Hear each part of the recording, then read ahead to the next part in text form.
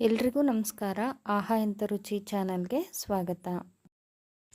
ಇವತ್ತಿನ ವಿಡಿಯೋನಲ್ಲಿ ತುಂಬ ಈಸಿಯಾಗಿ ಮಾಡ್ಕೋಬಹುದಾದಂತಹ ಒಂದು ರೆಸಿಪಿ ಮೊಸರು ಖಾರನ ಹೇಗೆ ಮಾಡೋದು ಅಂತ ತೋರಿಸ್ಕೊಡ್ತಾ ಇದ್ದೀನಿ. ಇದನ್ನು ಮುದ್ದೆ ಜೊತೆಗೆ ಮಾಡ್ಕೊಂಡ್ರಂತೂ ತುಂಬ ಚೆನ್ನಾಗಿರುತ್ತೆ, ಅನ್ನಕ್ಕೂ ಕೂಡ ಚೆನ್ನಾಗಿರುತ್ತೆ.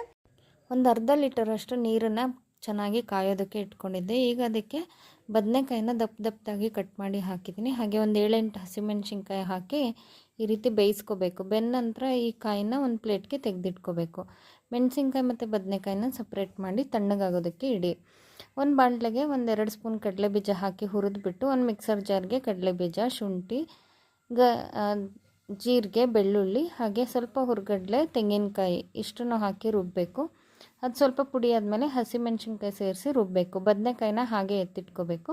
ಹಾಗೆ ಸ್ವಲ್ಪ ಕೊತ್ತಂಬರಿ ನೀರು ಸೇರಿಸಿ ರುಬ್ಕೊಂಡ ನಂತರ ಒಂದು ಬಾಣಲೆಗೆ ಸಾಸಿವೆ, ಎಣ್ಣೆ, ಈರುಳ್ಳಿ, ಕರಿಬೇವು ಇದಿಷ್ಟು